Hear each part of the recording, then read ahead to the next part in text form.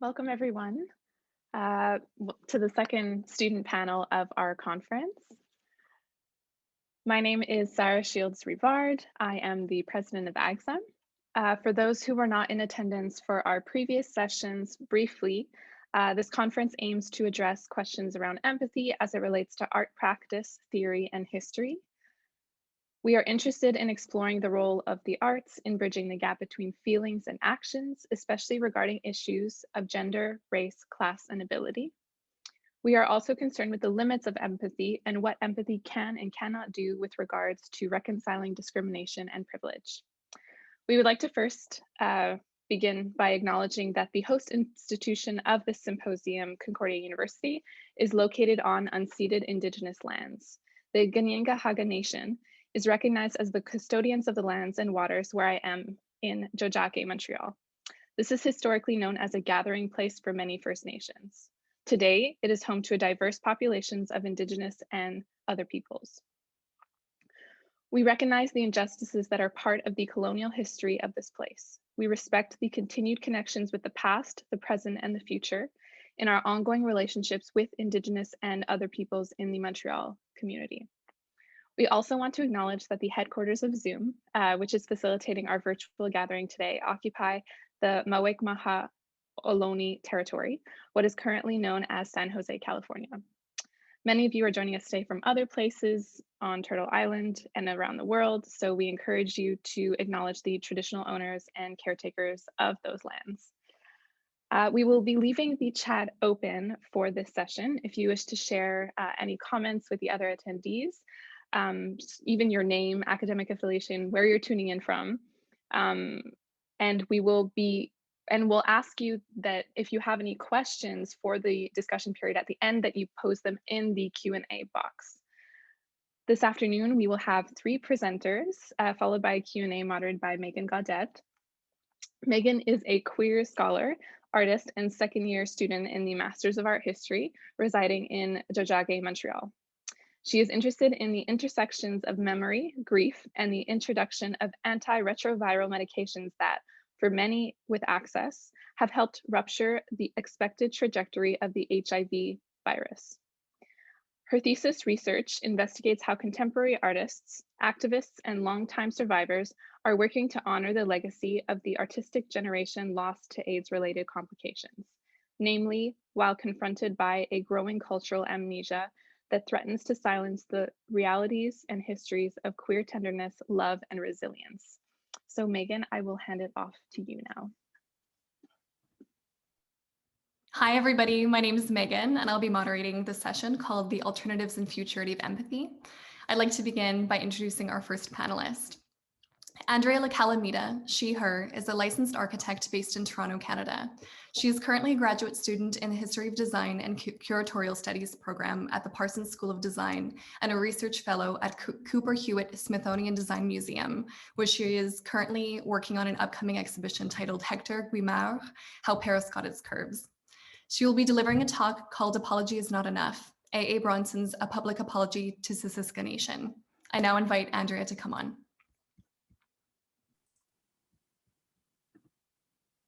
Hi, thank you so much. I'll just share my screen and we can get going.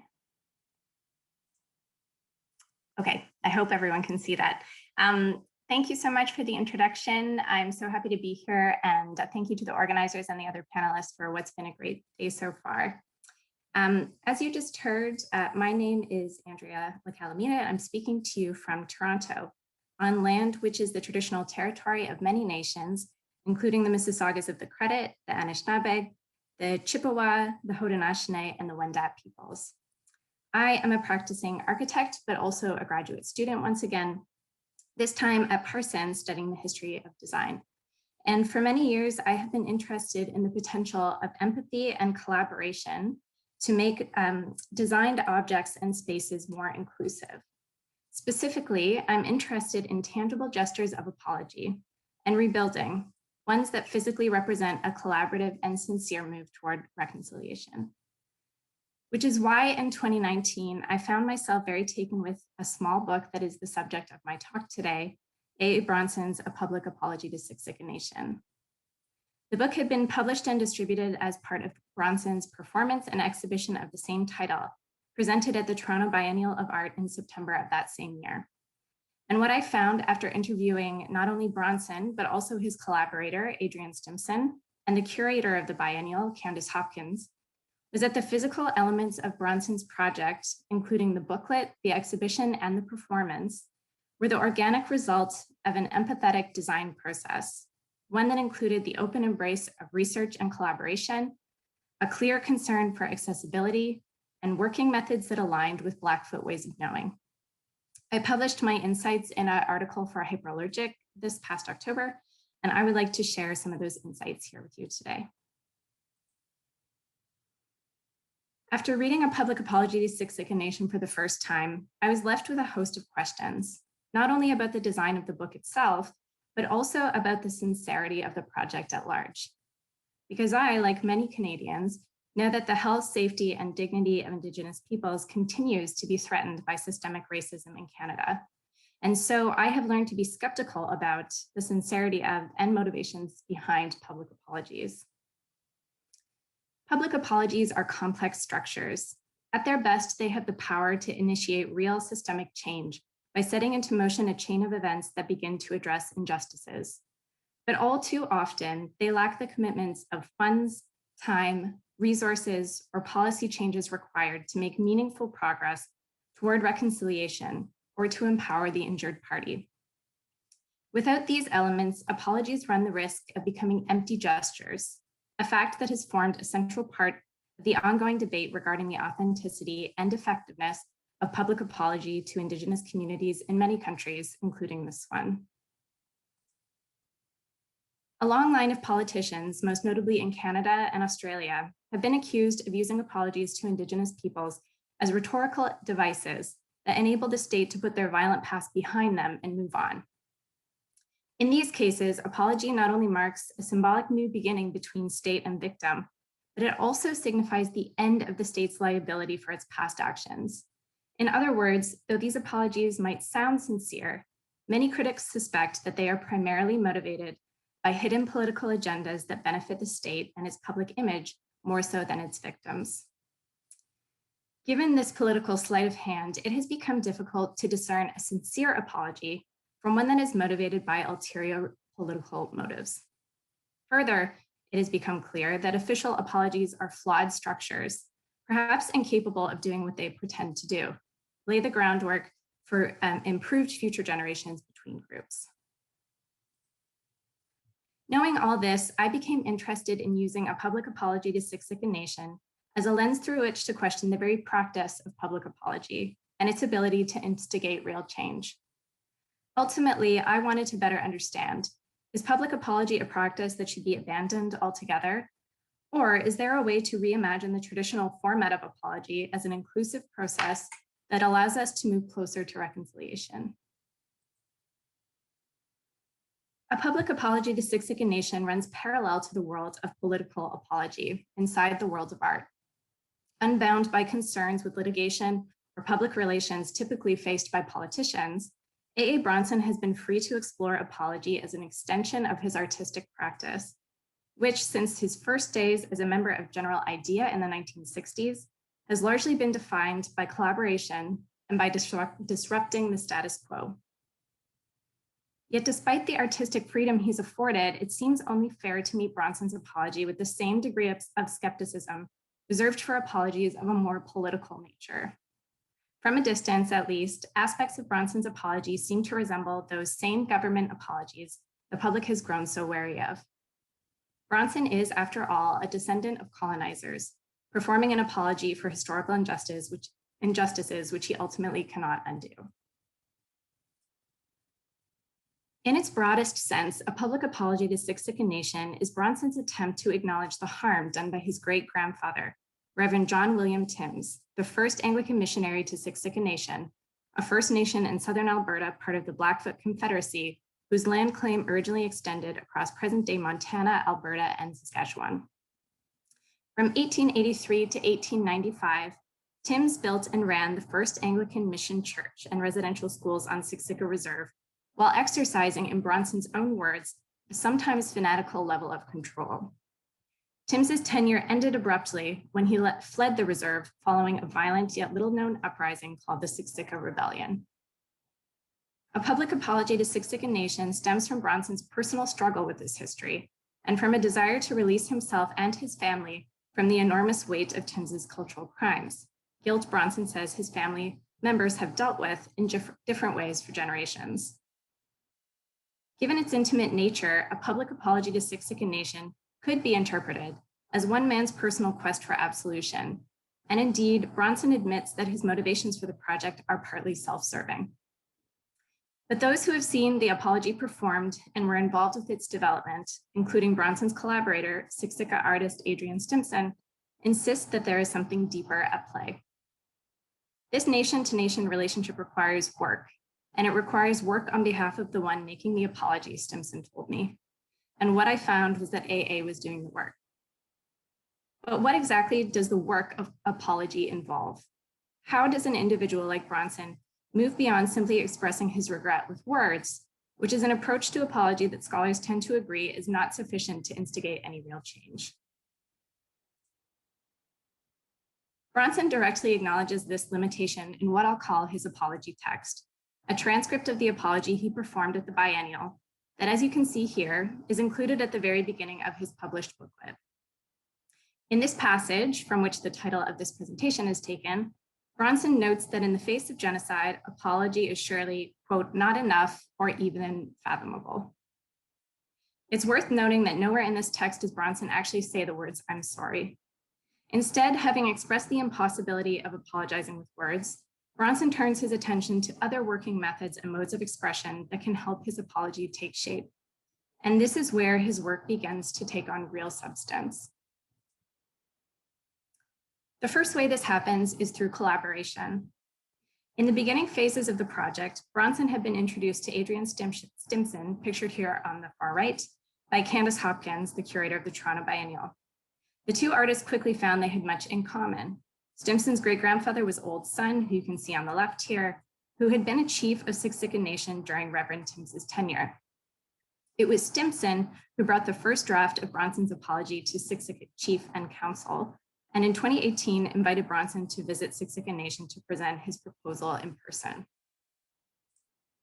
But Stimson's role went beyond that of guide or facilitator. As the project developed, Bronson made it clear he hoped for Stimson to respond to the apology in some way. The result was what you see here on the right, a multimedia installation by Stimson that was installed alongside Bronson's work on the left, and which formed the backdrop for Bronson's apology performance. As I will discuss again later on, it is this collaborative relationship between the two artists that really lends this project its true meaning. However, there is one other significant way that I believe Bronson establishes the project's legitimacy, and that is through research. A public apology to Siksika Nation includes evidence of substantial historical research, including a selection of photos from the Glenbow Museum archives, which you can see on the far left, an essay written by Bronson's research assistant, Ben Miller, shown in the middle, and on the right, a timeline of events related to the 1895 Siksika Rebellion, pieced together from many different primary sources. Though these contributions might not seem extraordinary, they are in fact crucial to the sincerity and significance of the work. Oops. By assembling historical evidence of the Siksika Rebellion, a story which Bronson told me is not in the history books, and making it accessible to present and future generations, Bronson has created a historical document that will be a lasting resource for the Siksika community. Stimson explained the significance of this to me. A lot of our history is sort of buried or lost or destroyed when it comes to these kinds of things, he said. And often the research that is found can help us in a number of ways. It could be in claims we're making or historical reviews. It builds our history and knowledge here on the nation. It's clear that through research and collaboration, rather than through words alone, Bronson's work achieves a certain gravitas. But this is not to say that Bronson's apology text is entirely without merit, and I'd like to take a moment now to examine its subtleties. Bronson's text borrows its format from St. Paul's letter to the Galatians, a biblical text that Bronson has used as a literary framework for past projects like Love Letter to Berlin and A Letter to Montreal, Making Love with Jesus. Many of Paul's books in the Bible are letters to particular communities or an address, really, Bronson described to me. So Galatians was to Galatia, and it starts by saying who he is, who these people are, and why he's there, and then what he's about. On the one hand, Paul's letter format could be seen as a singularly Christian reference, linking Bronson's apology directly to the Christian conception of atonement or redemption, the idea that one can confess their sins and be forgiven. But for Bronson, the format also recalls a manner of speaking he first encountered as a teenager at the first annual Indian and Métis Youth Conference in Winnipeg. It was this thing of sitting in a circle and then going around the circle one by one in sequence, and each person says who they are, who their people are, where they're from, and then tells a little bit of their story and why they're there, he said. Bronson has encountered this format in various places since, and it has been an important influence on his life's work. It's kind of been a thread through my life, he told me, that format of speech where you're speaking in the present moment about what is. It's a format that I believe is particularly suited to this apology. By borrowing from both Christian and Indigenous models of public address, Bronson explores the intersection of two worldviews that have historically been at odds. In doing so, Bronson subverts traditional apology structures, which hold implicit expectations of atonement or forgiveness, and creates a new blended language of apology that incorporates the belief systems of those for whom the apology is intended. I want to move on now from examining the content of Bronson's booklet to looking more closely at its physical format. What's most remarkable to me is that despite the density of its contents, Bronson has produced a document that is remarkably easy to read. In other words, it's accessible. And this is something that I think is no small feat, especially in today's world in which everyone is really aiming for accessibility in design, but not always able to achieve it. So what does an accessible apology look like? First of all, it's free. A public apology to Siksika Nation was originally published in a run of 14,000 copies and distributed for free at the Toronto Biennial. Bronson was able to do this by keeping printing costs low. He told me that the book was modeled after a Harlequin romance and was intended to be extremely cheap to produce. The idea, in fact, was to make it almost disposable. And indeed, printed on black and white on newsprint-like paper, the book has that familiar, well-worn quality of a paperback novel. Secondly, the book is portable. It's small and lightweight, making it easy to pick up, carry, read, and share. Bronson's intention was that the booklet should be something that could be hidden in a purse or a pocket, easily read on the subway or in a park. Finally, its contents are arranged in a way that is varied, engaging, and legible. The text is large print and the images are plentiful. You can read one section at a time and not necessarily in order. Overall, the booklet's format is striking for its departure from other more official apology documents. For instance, the final report issued by the Truth and Reconciliation Commission of Canada in 2015. The report contains the Commission's findings on Canada's residential school system, concluding with 94 calls to action intended to redress the legacy of the schools and to help advance reconciliation efforts. Published as a series of several volumes totaling thousands of pages, the document is staggeringly comprehensive, but for the everyday citizen, it makes for an intimidating read. Perhaps unsurprisingly, many Canadians have failed to absorb the final report in detail. Most people don't have a clue, Stimson told me. They don't know the histories. They know about the 2008 apology, but they really don't know the tenets of it. None of them have ever read the reports. So it becomes sort of disheartening, he said. It's clear then that a public apology to Siksika Nation offers the public what many official apology documents do not, an accessible way to understand and engage with reconciliation on a personal level. When I began this research, I had wanted to quantify or qualify in some way the degree of this project's success. But during our interviews, Bronson insisted he had undertaken the project without any expectations of what might result and without any intention of measuring the results. It's an approach, he told me, is characteristic of his artistic practice. I come from the 60s, so in my generation, any talk of achievement would be battered down immediately, he told me. We were all about process, we were not about goals. Everything is so goal-oriented now, and it always strikes me as kind of alien from my generation's viewpoint. I did not have any goals in doing this at all, Bronson said. I just felt compelled to do it. In the end, I believe this philosophy and working method has enabled Bronson to move past what scholar Jürgen W. Kramer describes as a tragedy of the modernist Western mind.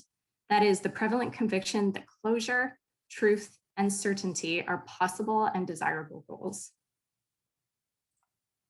As Stimson pointed out to me, by letting go of expectations, both he and Bronson have been able to work in alignment with the Blackfoot ways of knowing described by Blackfoot author Betty Bastian in her 2004 book of the same title.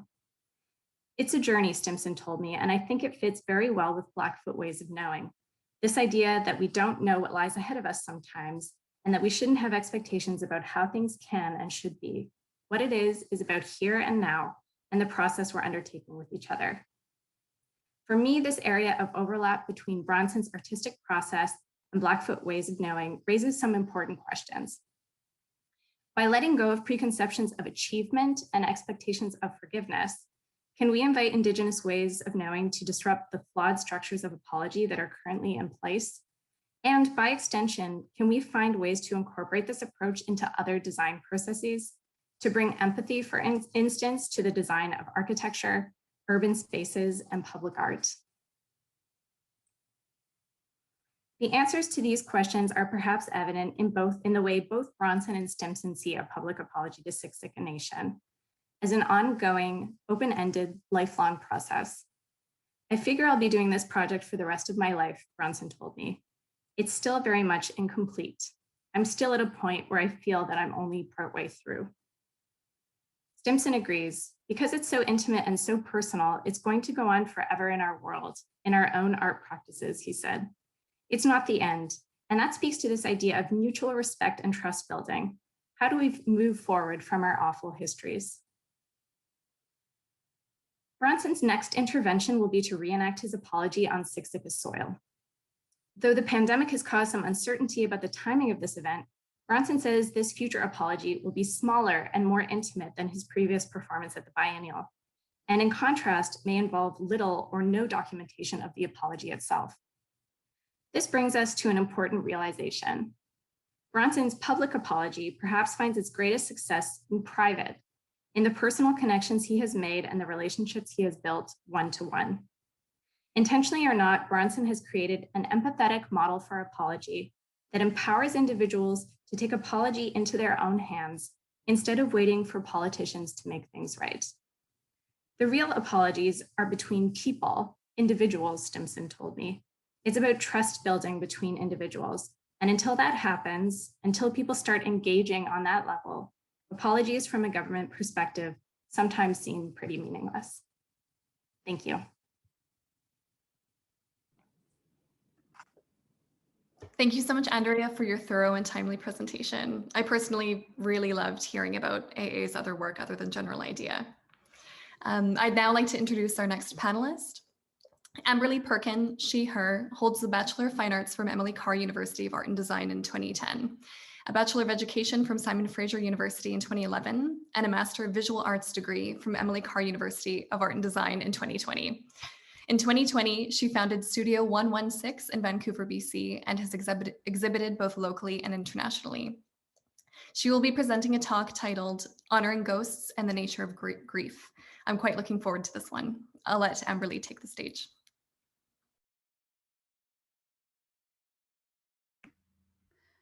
Thank you. It's a pleasure to be here with all of you today.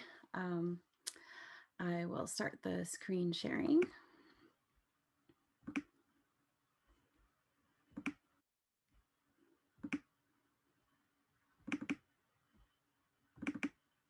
Oops. Okay, and while I do my presentation, I will have my video off so you can focus on the artworks.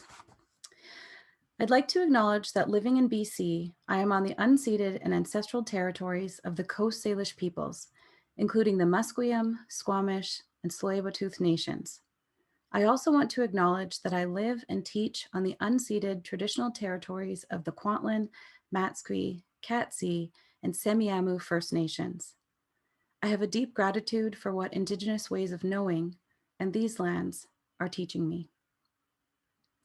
I will begin my talk by reading an excerpt of creative writing that I included in my thesis entitled Honoring Ghosts and the Nature of Grief.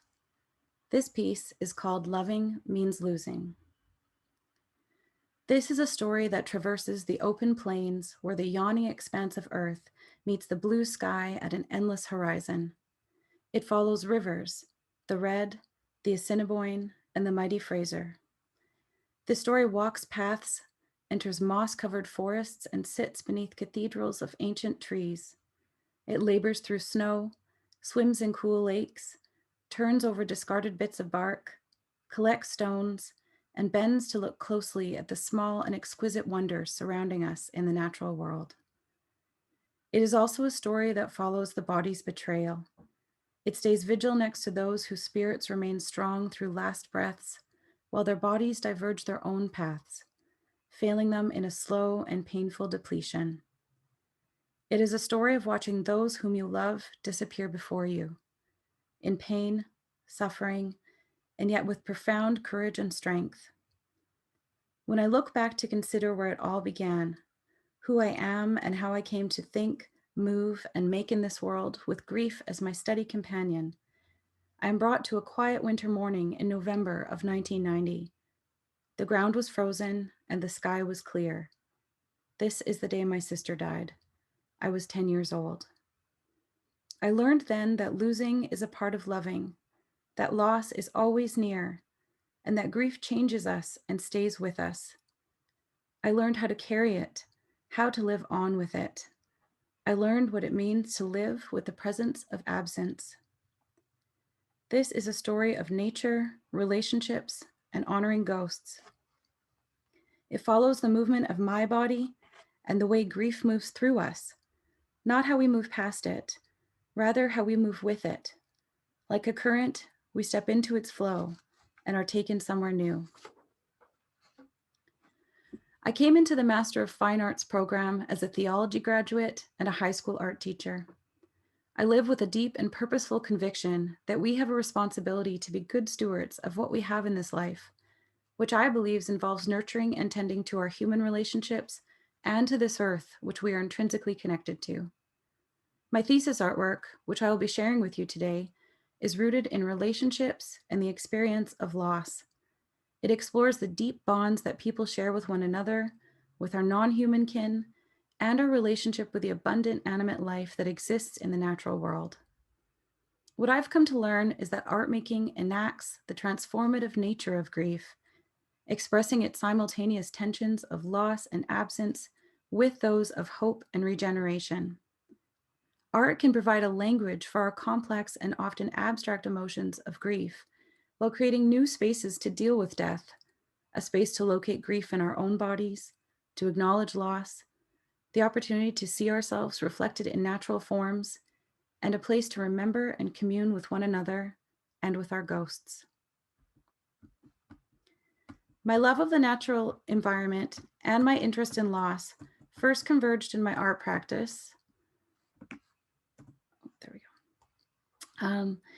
Several years ago, when I was exploring issues of environmental degradation, I entered my Master of Fine Arts program with a focus on the ways in which industrial resource extraction devastate fragile ecological networks. At that time, my research centered specifically on mining and its effects on bird populations. I learned that countless birds have died during migration after landing in tailings ponds, the large chemically treated bodies of water left open on mine sites. I was struck by this profound devastation and called this series Migrations of Loss. Many of the paintings included circles of ghostly birds with charcoal pools at their center. I described these artworks as a poetic lamentation for the grief I felt over those wounded ecologies. A pivotal turn occurred in my art practice, however, after I lost 3 loved ones in the first year of my MFA.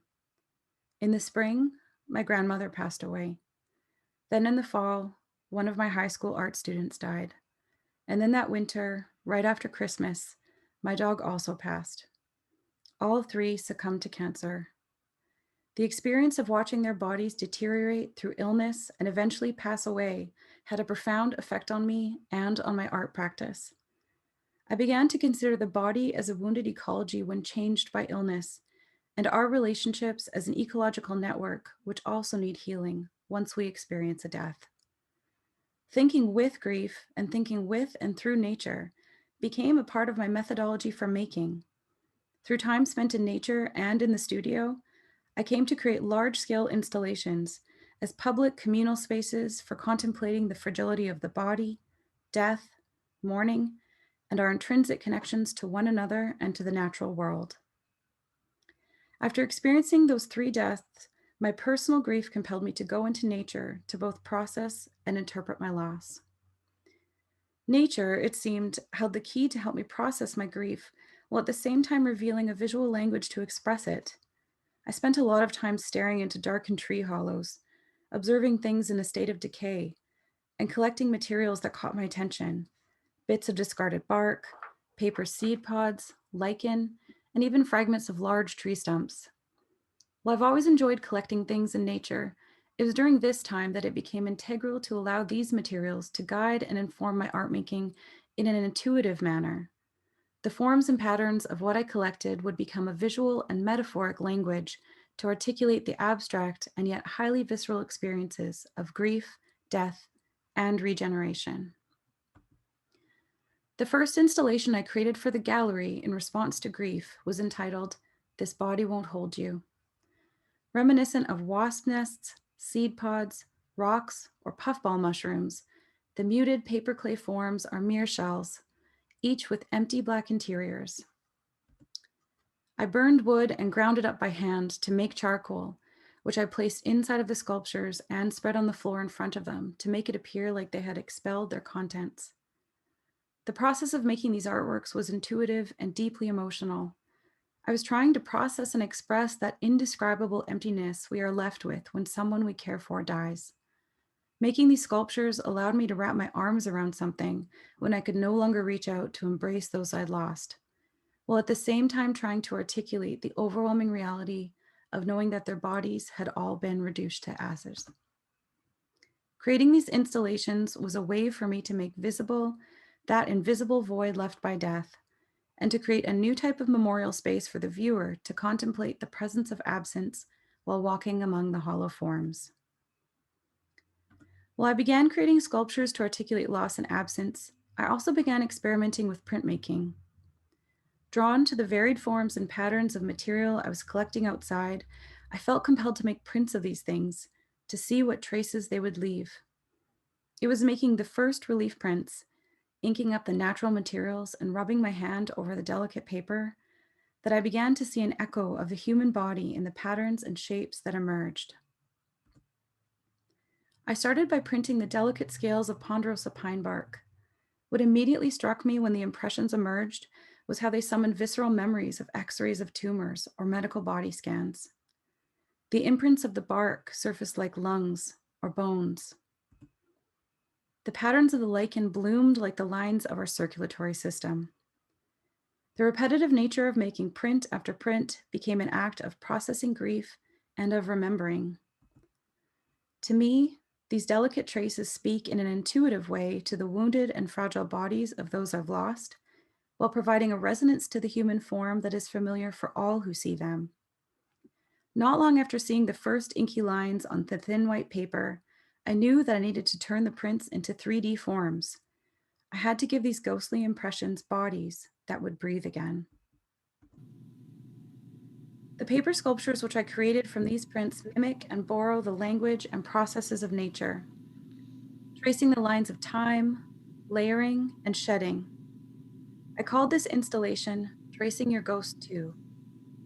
When installed, the fragile bodily forms give the impression of being pods, torsos, or abandoned cocoons. The paper bodies are created from several fragments of layered relief prints, all patched together. Peering inside the forms reveals the ponderosa pine prints, dark masses which spread and gather along the cavity walls. The individual works are suspended from the ceiling, where they turn quietly on their own, spinning more quickly as people move near them.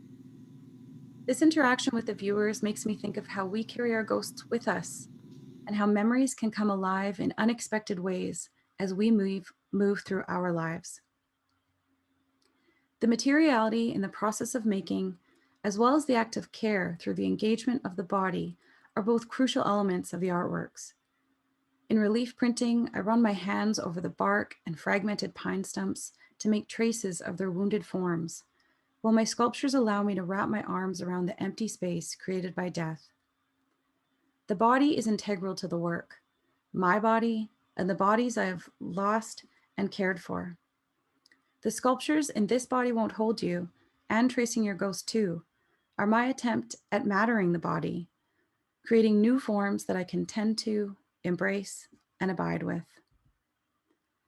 I also consider the bodies of the viewers who will interact with the artworks, the time it will take them to move slowly among the fragile forms, their affective response to the sculptures, and how the space might allow them to feel and acknowledge their own experiences with loss and grief.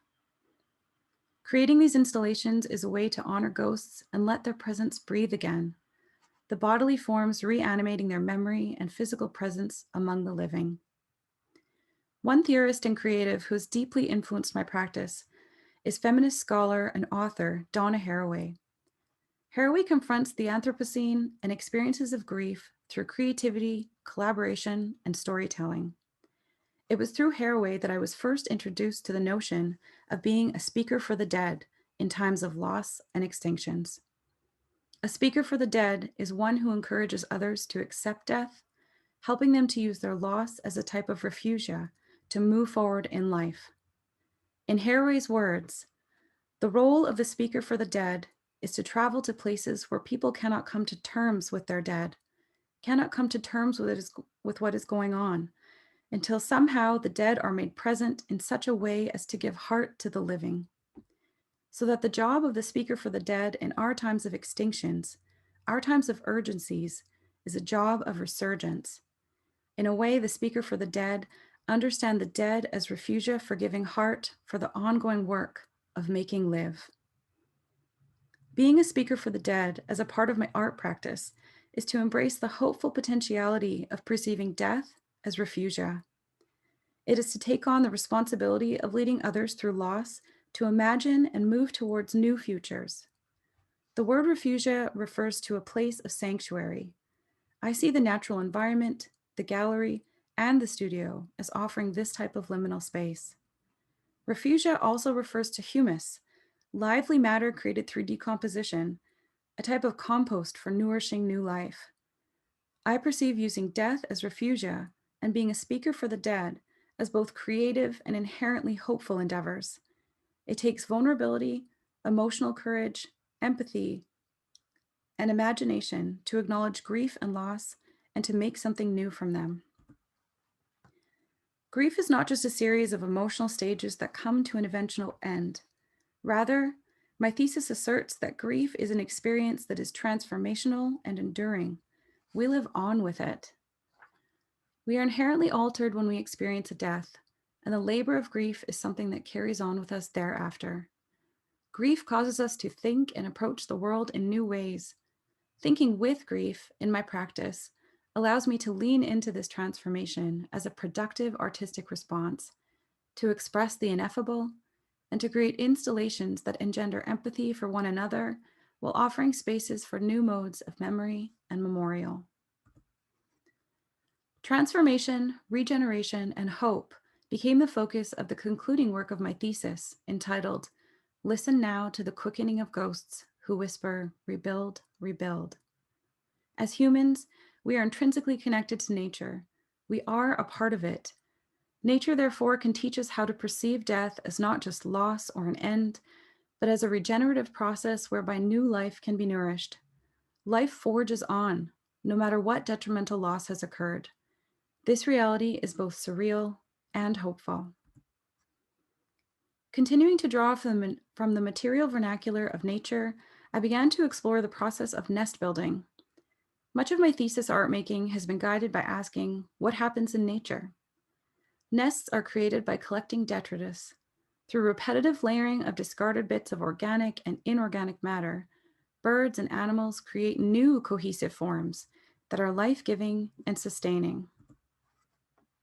This installation was a study in the material process of nest building, the concept of using death as refugia, and the creative action of making new. The sculptures were inspired by learning about super wasp nests, which grow exponentially beyond normal size, sometimes with multiple colonies living in them. These nests are called perennial nests because the wasps do not die off in the winter due to milder temperatures. Scientists speculate this might be a result of climate change. What strikes me about these nests is how they are both terrifying and beautiful. They speak to the incredible resilience of animate life in the natural environment to forge on, while also pointing to the pressing reality of our changing climate. Nests go through cycles of life and death, from fullness to emptiness. For me, this signifies the tensions of life with death and the act of transforming materials and loss into something generative and life-giving.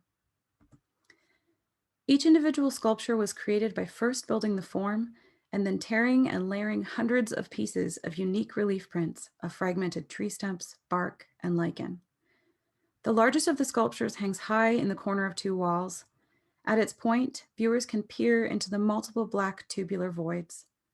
There is a tense uncertainty as to whether this foreboding sculptural form is empty or full. The multiple smaller sculptures are meant to give the sense of a colony being built, the spread of activity and new life.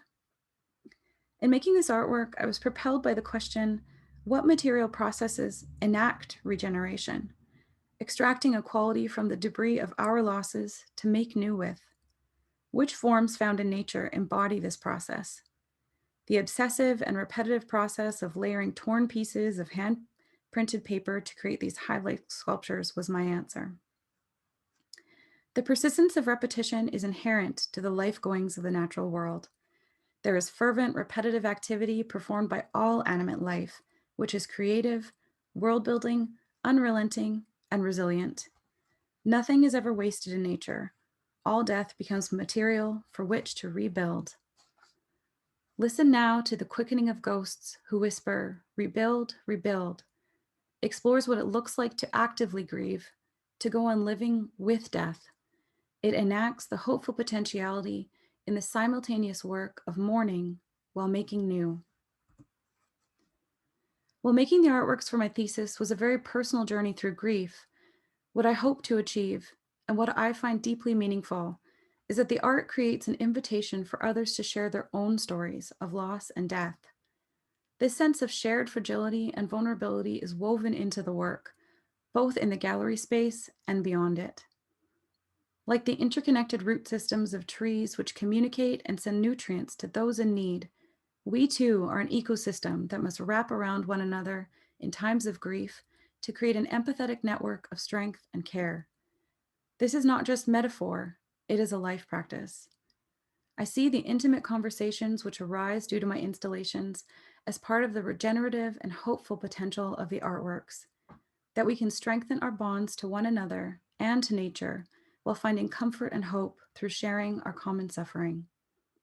The transformative nature of art is that through experiencing it, we may come to know and to be in new ways, able to imagine a future without those we've lost, while still finding ways to honor their ghosts. Thank you.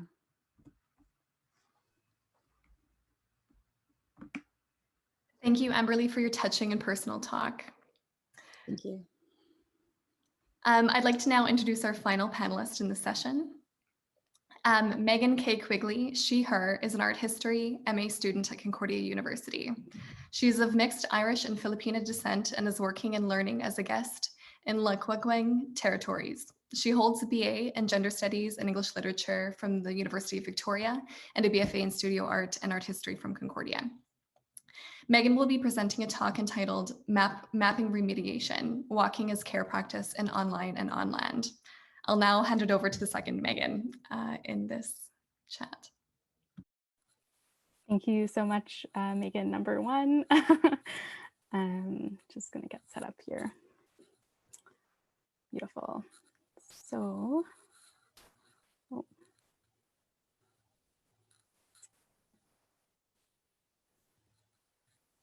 sorry, just a little 2-second glitch. There we go. Okay, good morning, everybody. It's such a pleasure to be joining you all today. I'm coming from unceded Lekwungen territories, also known as the territories of the Songhees and Esquimalt nations. I just wanted to share the quick note that today I will not be sharing visuals out of respect for the artist who has not given consent for her video to be shown. So we'll be spending a lot of time with my voice. In that spirit, I'm also recovering from a little bit of a cold, so please bear with me if my voice tends to waver.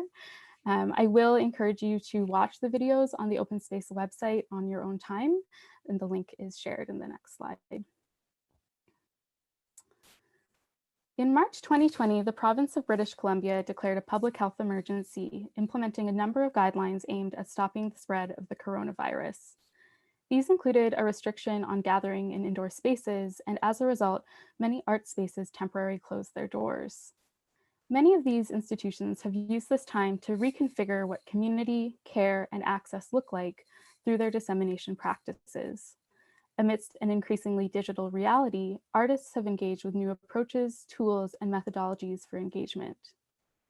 In April of 2020, Online on Land, a series hosted by the artist-run center Open Space, produced a series of online walking tours hosted by 5 Indigenous artists, knowledge keepers, and educators: Cheryl Bryce, Sarah Jim, Brianna Bear, Binka Elliott, and Pepakie Ashley Cooper.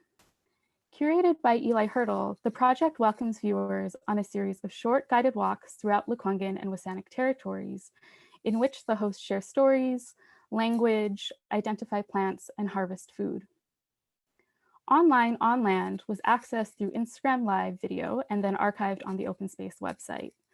Today, I'll be focusing on Cheryl Bryce's contribution to Online on Land, where she takes viewers on a walk through Maegan, also known as Beacon Hill Park. By considering the methodologies of visiting and the dynamics of intimacy and directionality in the walks, I seek to consider the possibilities of the digital walking tour as a site for negotiating both visibility and refusal as a potentially conciliatory gesture. I am furthermore concerned with the frameworks of curatorial and artistic care, situated in Online on Land through the practices of language revitalization, bioremediation, and plant knowledges. Finally, I ask whether through the practices of pedagogical remediation, perhaps we can consider alternatives to the aspirational commensurability required of reconciliatory empathy and representation, and instead consider radical constellations of care from differing places. It is imperative to these discussions that I locate myself in this work and contextualize my relationships to these lands and places. I was taught how to introduce myself following Lekwungen protocols by the generous teachings of my friend Bradley Dick. My mother is Marilyn Hiponia Quigley and my father is Kevin Quigley. I am of mixed Filipina and Irish descent. I was born in the Philippines in Iloilo, Panay Island, and grew up in Pakistan and Turkey. When I was 16, my family moved to Victoria, Lekwungen territories, and the territories of the WSÁNEĆ nations. I've lived as an uninvited guest on and off of these territories for many years, and this is where I'm joining you from today. When my family moved to Canada, we moved into an apartment in the James Bay neighborhood of Victoria, a couple blocks from Beacon Hill Park. Every year, I looked forward to when the invasive Scotch broom would bloom bright yellow flowers against the dark green branches that would crawl and drape down the hills towards the water. Biking to school along the coastal road, I always admired the vibrant blue and purple that dotted the wild field at the edge of the park. It was several years before my friend Annie Banks taught me that it was camas or quetlal, not dotting a vacant field, but rather flowering amidst a robust Indigenous food system. In her video for Online on Land, Cheryl Bryce takes viewers on an hour-long walk through Maegan. Bryce, a Songhees Nation member and knowledge keeper, guides us through the site where she has walked innumerable times. As we watch Bryce walk, she introduces Maegan as a quetlal or camas food system. And while at first it looks like an empty field, as Bryce walks us through, she notes out the demarcations of territories through an attunement to the different plant ecosystems, whether quetlal or Gary oak. Bryce engages in an immensely generous hospitality. She admits to her newness to using Instagram and remarks with great warmth that she sees the waves and hugs, which are expressed as emojis on Instagram's interface. As she guides us around a curved lane, she remarks, "I'm sure we'll find camas here. There's always some camas here." Bryce asks viewers to engage our imaginations as knowledge making. In guiding us through a patch that would have been actively pulled of invasive species, she encourages viewers to imagine how it would have looked like 2 years ago, still full of broom and daffodil. Her knowledge of the land spans generations. She says, 200 years ago, this was full of camas. At times, she presents a future-driven sensibility, only gleaned from deep intimacy with the land fostered through a lifetime of reciprocal care. She says, "Give it 2 weeks, the camas will be all over this patch."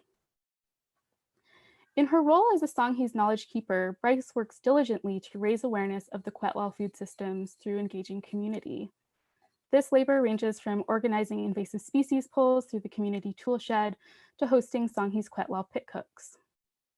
She also delivers decolonial walking tours around the territories, and the logics of online on land are adjacent to this practice. As with a walking tour, Bryce guides us through space, and we are the beneficiaries of her stories and knowledges.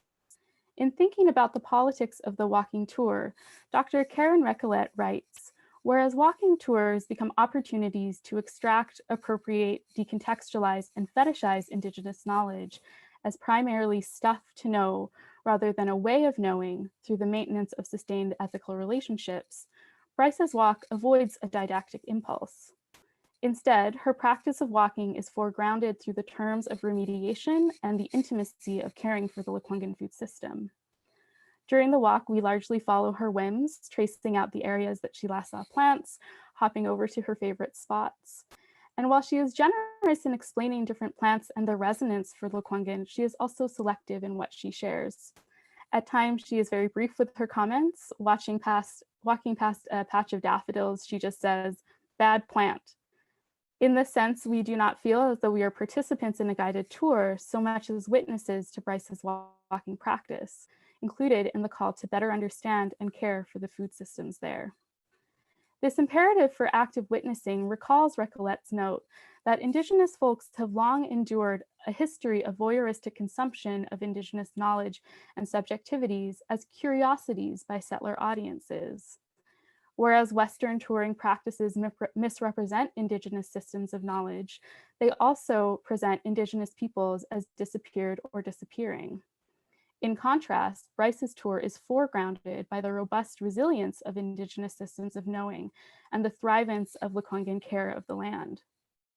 While Bryce deals with complicated histories, there too is a great deal of joy. At times, she risks dropping the camera, so overcome by the beauty of the blooming Quetlal. Her stories are framed by the abundance of labor of care and community as felt through the vibrancy of the fields of Quetlal that she generously zooms in on. In this way, Instagram Live offers both a space of intimacy and distance that might offer up some ways of thinking about strategies of refusal. Audra Simpson states, refusal rather than recognition is an option for producing and maintaining alternative structures of thought, politics, and traditions away from and in critical relationships to states. Bryce invites us into these alternatives. She shares a story of the mistakes that one could easily make by harvesting death camas. Whereas Lekwungen women would plant death camas along the perimeters of their territories to protect their land, demonstrating through the land that knowledge and survival are intertwined as a methodology of refusal. Bryce's project provokes a responsibility deeper than simply knowing the name of the land that you're on or being able to acknowledge the territories, and instead calls for us to name the plants, their caretakers, their protocols, and to contribute to their thrivance. Similarly, Recollet asks, what are the processes of consent that allow one to move from an unengaged voyeuristic space of unbelonging and towards an ethical and responsibilized space of unbelonging? In this way, Bryce engages a diverse audience. She invites her community members to pat themselves on the back for the work they've already done to take care of the camas fields and by removing invasive broom. She's also generous in explaining the terms that she uses for those unacquainted. Thus, as a decolonial walking tour, the reorientation of land and knowledge systems has the potential to unravel colonial notions of ownership and citizenship. As a guide, Bryce is uniquely positioned to decide how much she wants to share with us and how.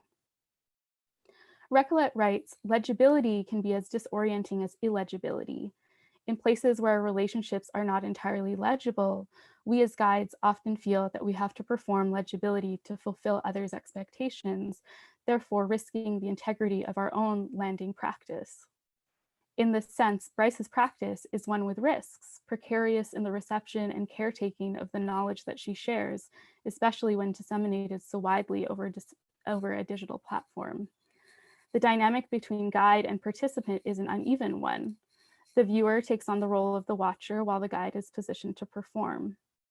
Whereas walking tours risk being fetishistic, voyeuristic, and demonstrative of white privilege's entitlement to Indigenous land, bodies, experience, and knowledges, Bryce challenges these dynamics through a decentering of the audience and through an engagement with the politics of remediation and reciprocity. And while digital technologies certainly risk toxic empathy, the sharing of Indigenous land-based knowledges too risk misappropriation. Thus, Bryce invites viewers into the thriving knowledges of food systems and calls for us to be responsible. She invites us to learn space name, place name, plant names, join her on broom pulls, and learn which species are invasive. In this sense, relationality is foregrounded through the practice of care. Through considering Leanne Bettisamasoke Simpson's framing of land as pedagogy as a framework of relationality, perhaps we can then suggest that by removing invasive species, we can allow ourselves to consider conciliation and deconciliation without metaphors.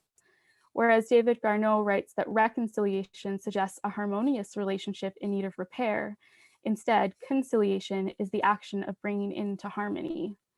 And while discourses of reconciliation often attend to and depend on the public presentation of trauma for the consumption of the non-Indigenous gaze, Bryce instead centers the liveliness of the land through the terms of thrivance.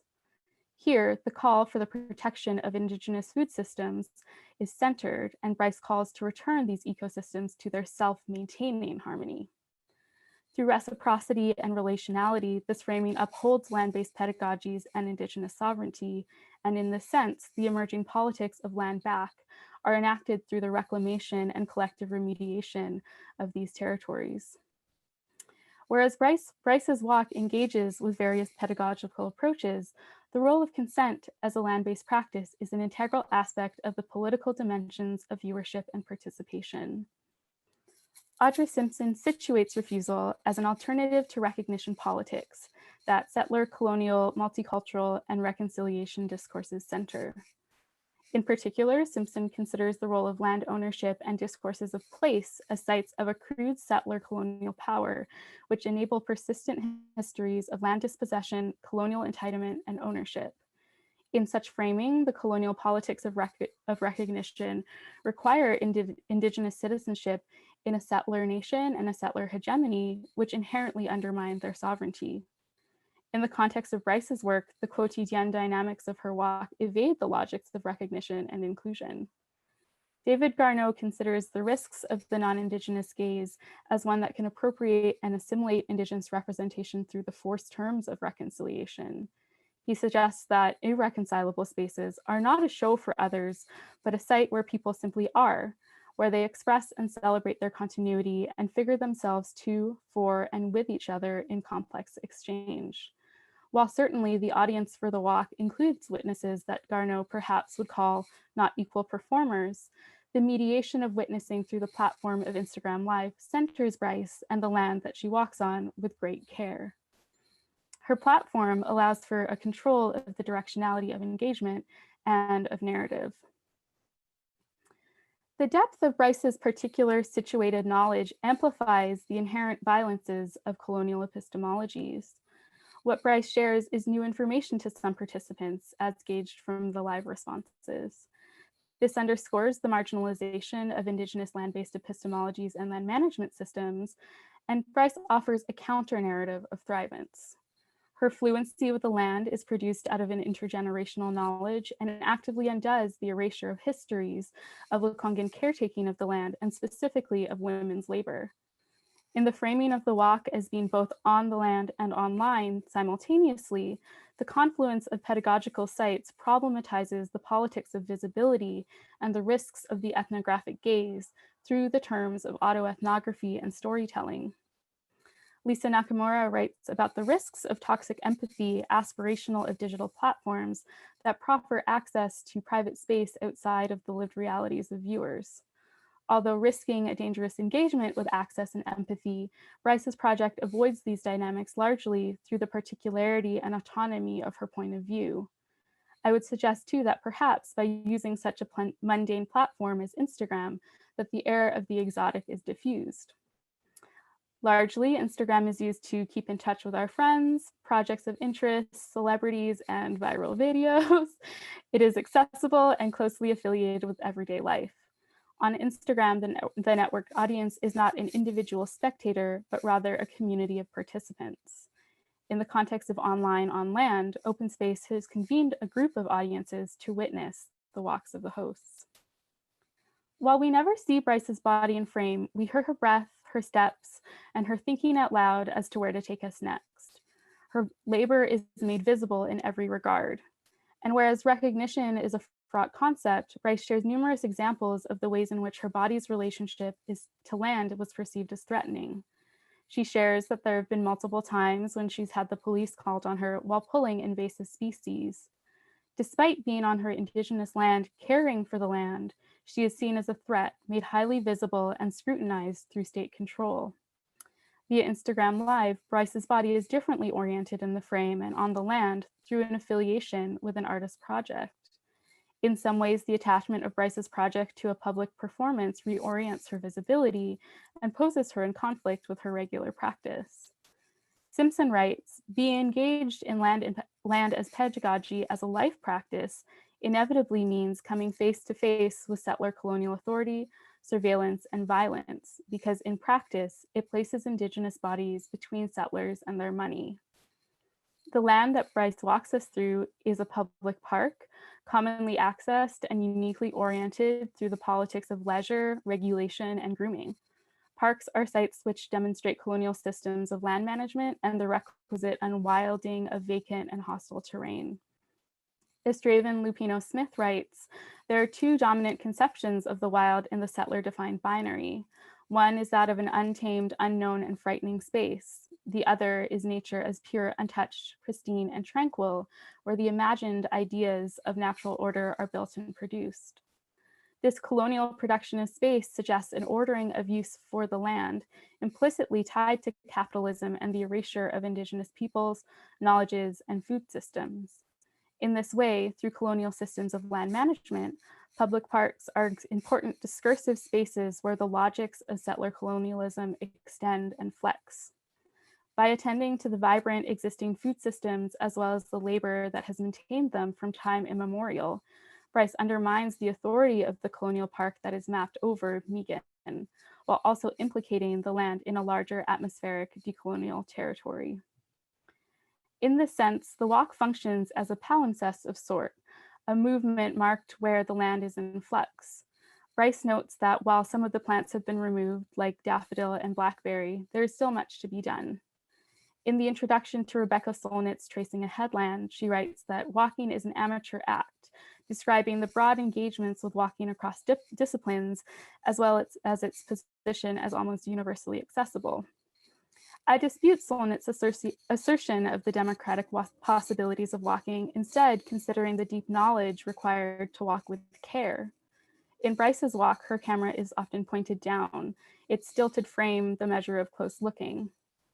She is familiar with this land enough to walk confidently through it. Walking offers a mapping of Indigenous sovereignty endured by land-based epistemologies and knowledge cycled through generations, which largely elude colonial knowledge systems. On the walk, Bryce points us to a spindle world designed by Songhees elder Butch Dick. She notes that the spindle world not only marks Lekwungen presence on the land, but also the history of Indigenous women's labor. Next to the spindle whorl is a hand-drawn map, Signs of Lekwungen. It is a stark contrast to the responsive and intuitive mapping of Bryce through storytelling. Still, these markers unsettle the notion of parks as naturalized sites, calling into question the production of transactional ownership as provoked through the act of walking. One area of the park Bryce shares indicates a clear demarcation of the land that has been cared for by Indigenous caretakers versus the land that has been occupied and managed by the park. She notes these borderlines by noting the shift in plant species. In Maegan, the indigenous species have invasive species have largely been removed, and now Easter lilies and Quetlal are thriving in their place. Whereas in the park, we see invasive plants and manicured lawns. She points to various trees, recalling particular harvests with her grandmother or gatherings of the Lekwungen tool shed. The phrase now known as is used throughout her talk to refer to places by their colonial names. Land pedagogy as mapping fills the gap in knowledge of place and histories. Bryce notes that many of the areas have names that connect to nourishment, Maegan meaning a place to warm the belly.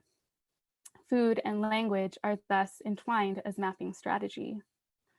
Through an attention paid to the ongoing stewardship of the land by Lekwungen caretakers, Bryce sidesteps the politics of recognition implicit in mapping practices, instead situating herself as in relationship to the land and not to colonial maps.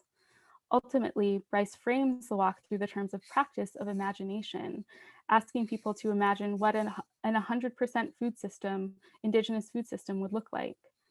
Imagine what it looked like before colonization. It is these acts of generative imagining paired with a concrete call to remediation that implicate viewers in a tangible sense of reciprocity. Through Bryce's walk, viewers become implicated and entangled in the counter narratives of Maegan and thus undo the epistemological violence at hand. While walking through Maegan, Bryce tiptoes through the Quetlal. She gingerly brushes the Easter lilies. On camera, she repeatedly says, "I'm new to this," to explain her jittery camera movements. The imperfect borders of the video are less important than the care of her steps as she moves through the land. Bryce attends to the networks of care engaged by and for plants amidst the Quetlal ecosystem and the role of stewardship enacted by them and their caretakers. Through the wide dissemination of her walking practice, Bryce situates an ethic of reciprocity, perhaps offering us an alternative engagement of citizenship and responsibility. Perhaps then we can imagine what conciliatory networks can look like as constellations of nourishment and mutual care through rematriation and remediation and towards the thrivance of Lekwungen food systems. Thank you so much. And just to end on a quote by Robin Wall Kimmerer, because I love to shoehorn her in whenever I can. So thank you. Thank you so much, Maegan. And Amberlie and Andrea for these wonderful and enlightening talks this afternoon. Everyone speaking today has come from such diverse backgrounds, and I'm really excited to hear your perspectives in this discussion. I think alternative was a good title to highlight everyone's varying orientations coming into this conference. And additionally, at this time, I encourage audience members to put questions in the Q&A function, and we can get to them sometime later in this moderation panel. So I've prepared 3 different sections with many different questions under each kind of moderation title. Feel free to take whichever path suits your presentation or interests best. There are quite a few, and we might not actually get to all 3 of them.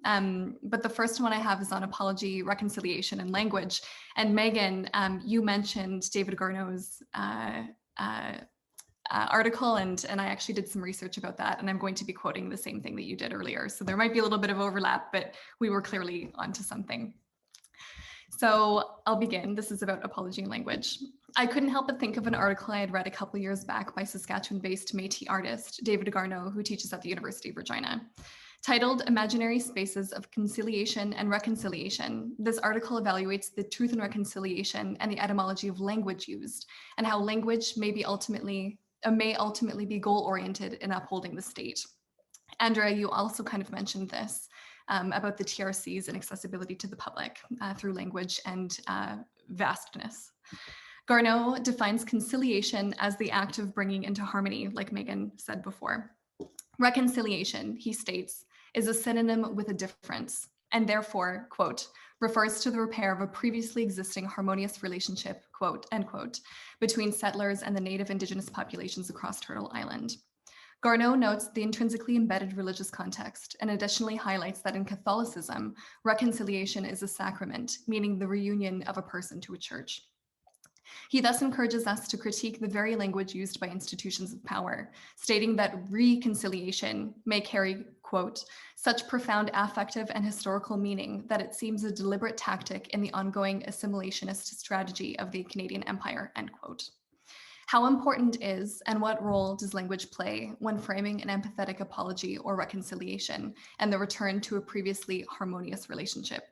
Is empathy goal-oriented or invisibly entrenched with other motives? Or instead, how can alternatives to empathy facilitate, and I borrow from Maegan's presentation yet again, ecologies of care and collective responsibility toward the celebration and revitalization of Indigenous knowledges?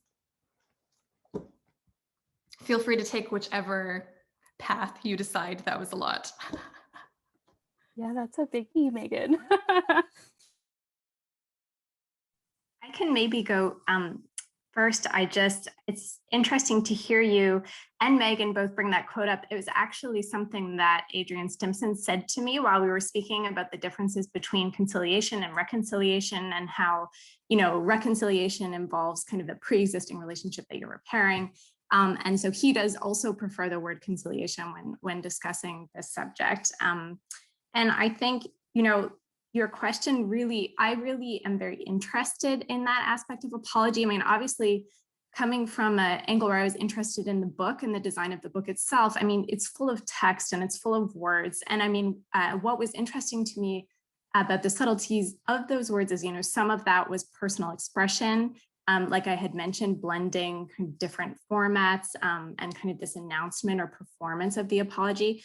Other pieces were more research-based. And so there are things that I think text can accomplish. Like those are important accomplishments, kind of self-expression, and then also this historical documentation that's contributed. But definitely, as I mentioned, I think that in the situation of apology, at least, the whole action, the apology itself, or the speech action of apology, is really just the beginning of the apology. And I think often it's perceived as kind of the end, or like as the event itself. And then really it's just the beginning of a whole process that has to unfold for like decades into the future. So yeah, so I think it's a really great question.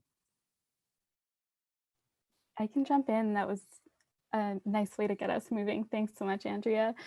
I guess maybe a helpful starting point for me is just establishing like that it's not appropriate for me to govern the language that folks use to express the relationships they're in. And so, yeah, I don't want to necessarily stake a claim to any of this language, but I think one of the aspects of Bryce's practice to me more generally that's so inspiring is that it so practically offers up what an ethos of land back can look like.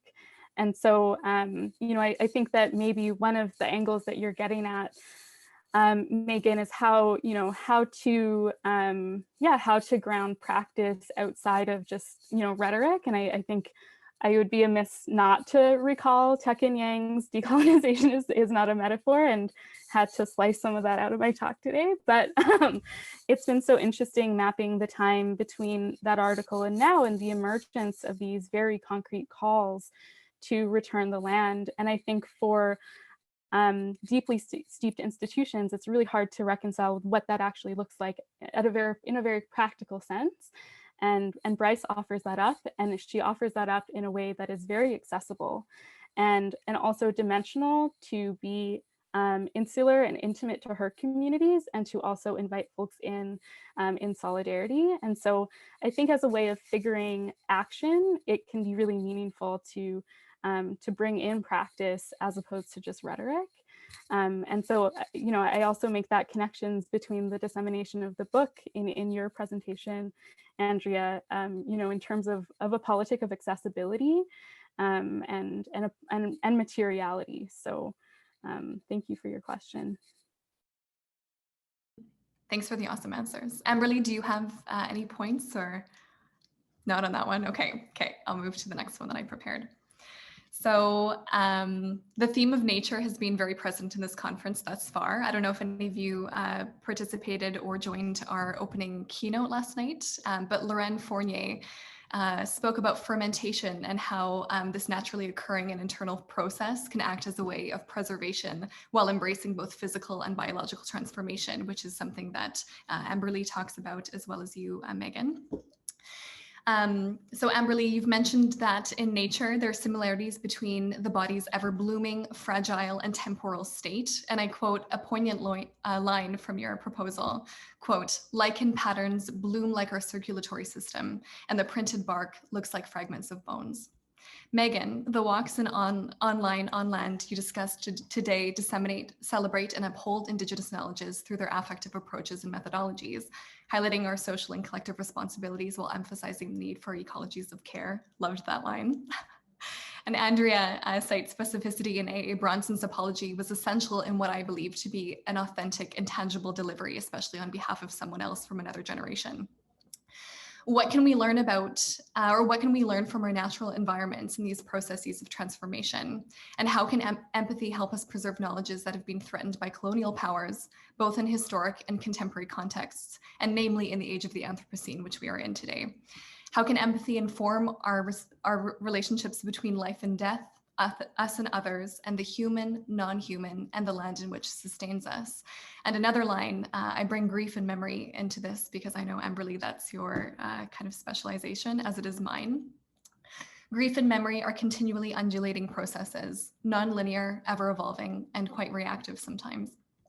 How can empathy and the return to embracing nature collapse this time-bound or temporal limitation on healing or feeling? The floor is yours.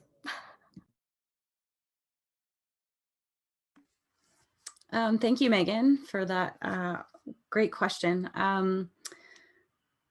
Yeah, I appreciate how the other two panelists are talking about this ecologies of care, and that care is a network, and it is living and ongoing. It's not, and also how you mentioned this idea of grief. It's not something that sort of is taken care of and then ends. What nature teaches us is really this, it's that we are in continual cycles, and that we have this interconnectedness with each other that is integral to us thriving. We need each other, and what I love about nature, that I using it for this vernacular in my art making, is that it shows those transformations of life with death. Yeah, that it's not just this thing that starts and ends, but that we're in this transformative process continually. And so there's that actually can be a very hopeful thing. We can find hope in that, and yeah, and I find a lot of hope just in understanding our deep-rooted connectedness to the natural world. We're not separate from it. That's a very kind of colonial view, that we are here to subdue it, to take it over, and impose our ideas on it, but rather taking a humble approach, that nature is there to teach us and reveal itself to us, is, I think it's deeply embedded in Indigenous ways of knowing, but yeah, it's something we can all take on and learn from. And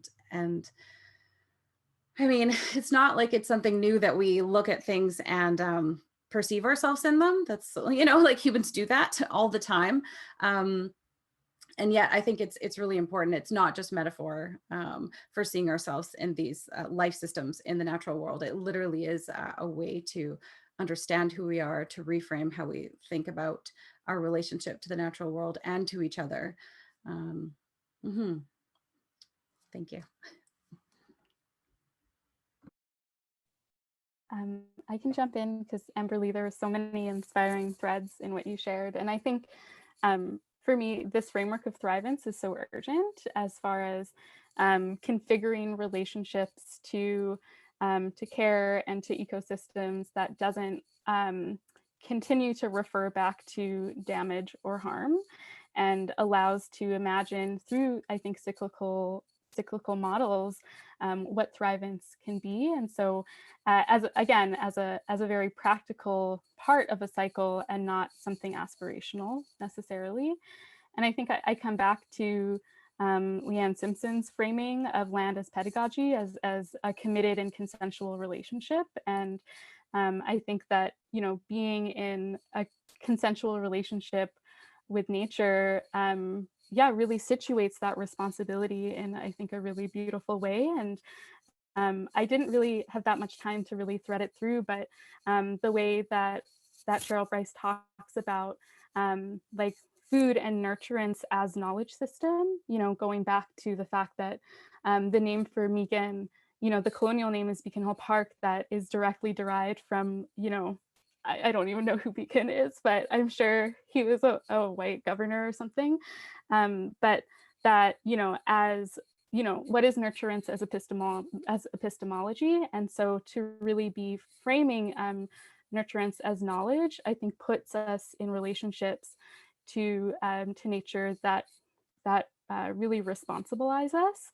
And I want to point to like my failures and lack of fluency in terms of talking about this from my positionality. And I would say, as I mentioned, I really love to just tack in Robin Wall Kimmerer, but she speaks so generously about the teachings that plants can offer us. And I think that I would encourage anyone to read it and just be very deeply moved by the way that she frames our relationships to plants and to land.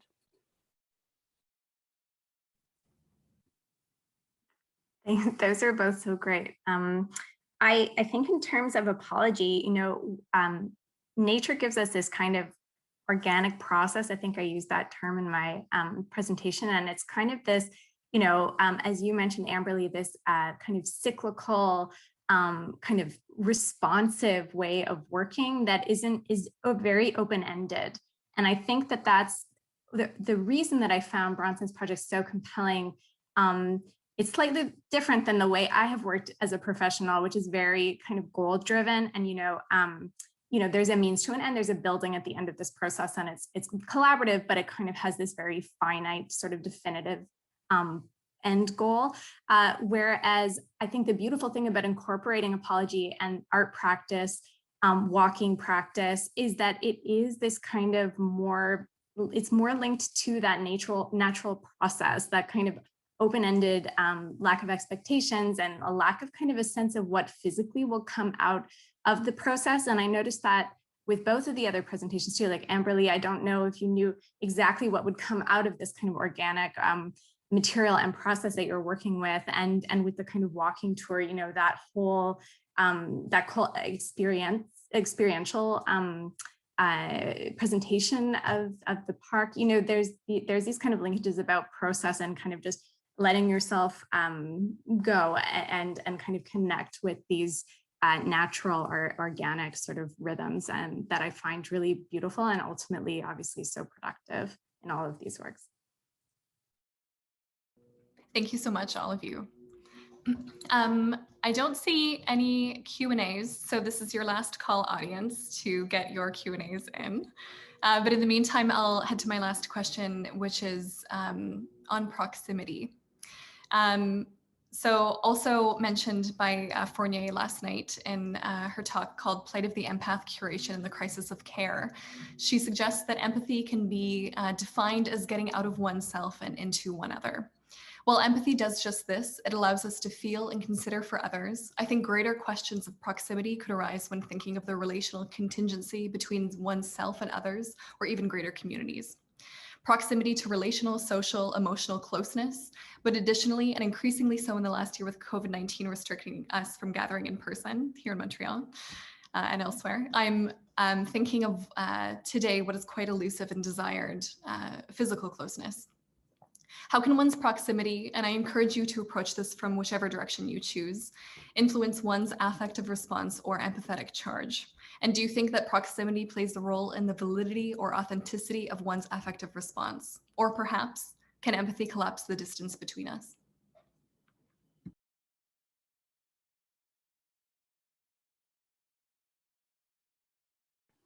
I can jump in if no one else is chomping at the bit.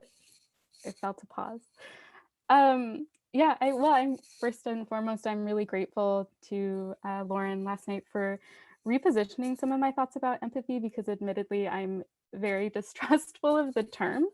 And I think for me, what I find disconcerting about it is the framing of commensurability as a requirement for moving forward.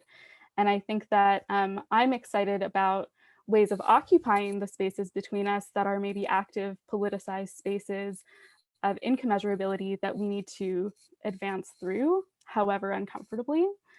And so I guess in terms of proximity, oh, I shouldn't have offered to go first. I really lost my thread there.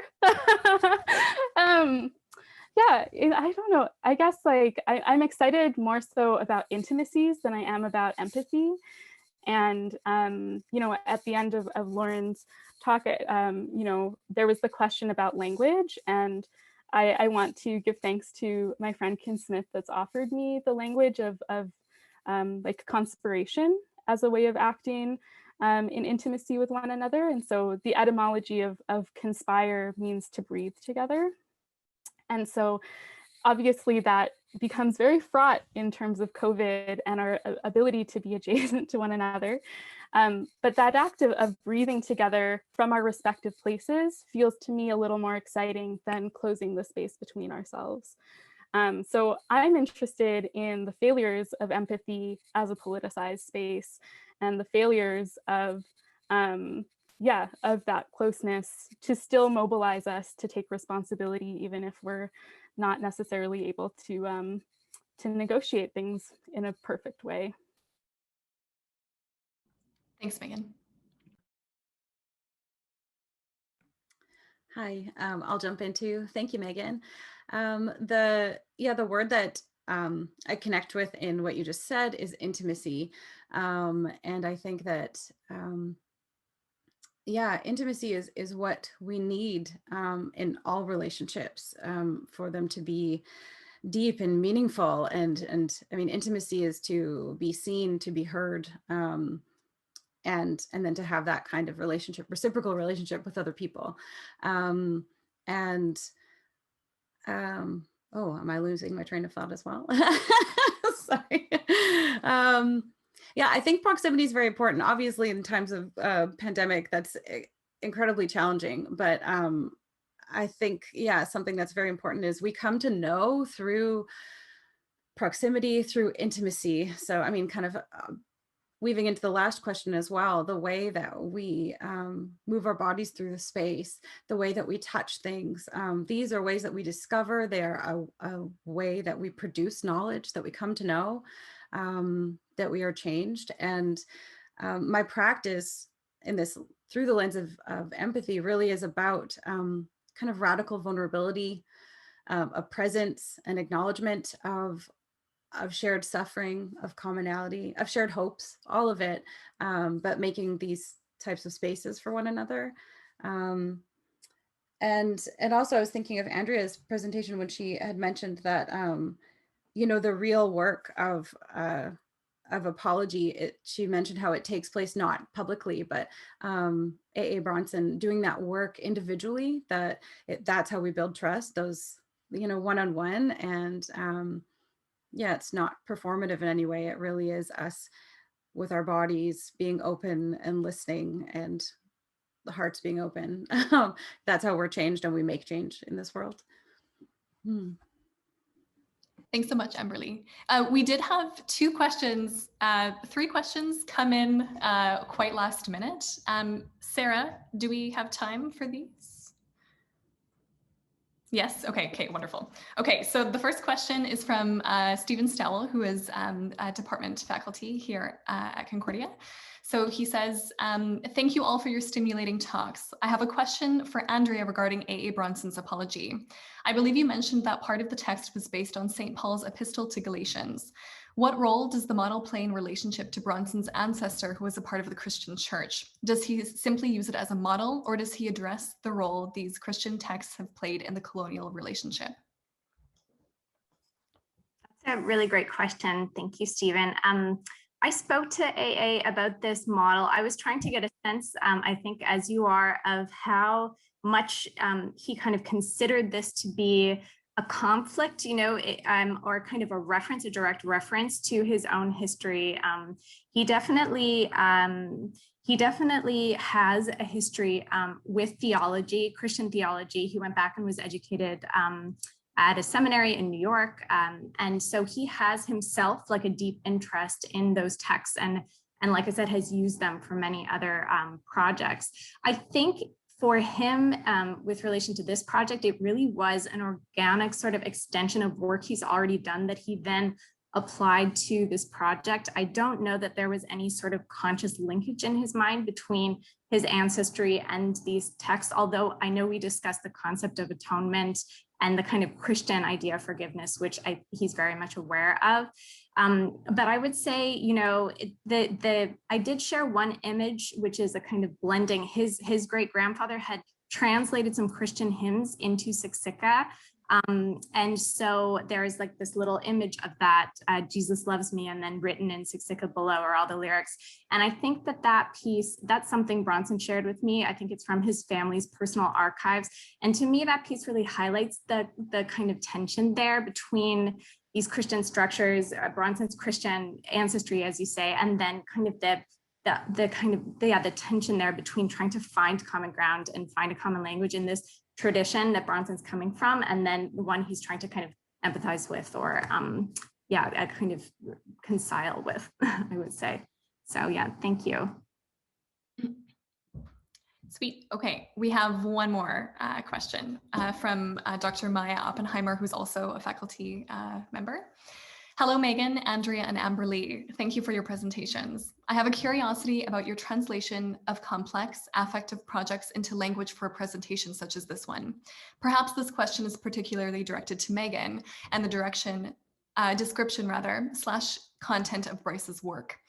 In art historical terms, we might see this, we might call this as ekphrasis, but how you worked with the language seems like an alternative text, which is an accessible affordance. It allows for imagination, reflection, respect, and invitation. Would you be willing to share on how you use writing / drafting / editing to host these ideas? Maya, thank you so much for that beautiful question. Appropriate. Well, I'm very excited about ekphrasis in my writing practice, because I think that for me, well, I guess maybe just backtracking to this text, there's a very practical limitation of really wanting to respect what my consensual relationship with Bryce's video looked like. And so I didn't want to appropriate screenshots to kind of supplement my descriptions, which really pushed me in a bit of a different realm as far as writing from what might be a more typical art history framework of responding to an image.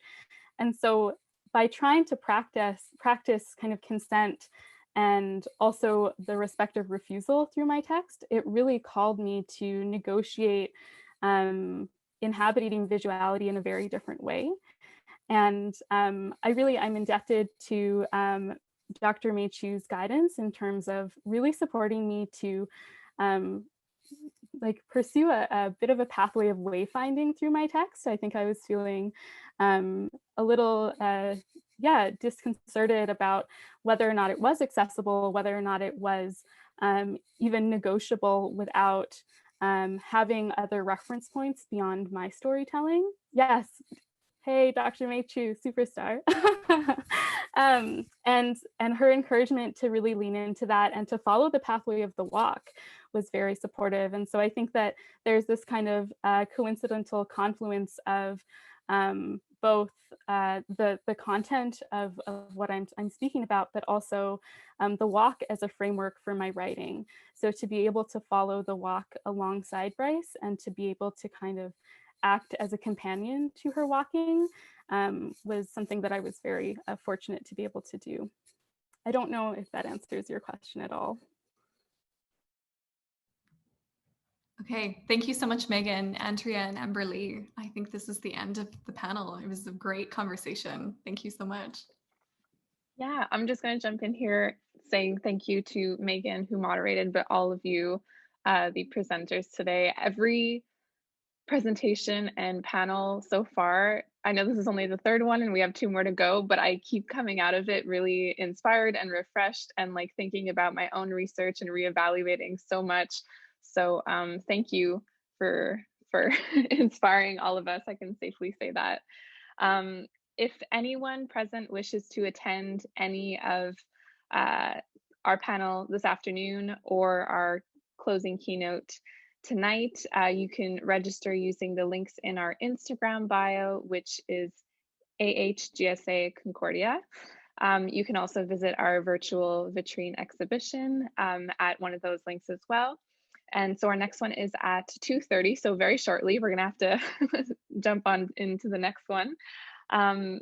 It's called Technological Iterations of Empathy. And yeah, I just want to thank you everyone for attending. Obviously, these things would not be possible without your support. So thank you so much. And I wish you a lovely afternoon. Au revoir.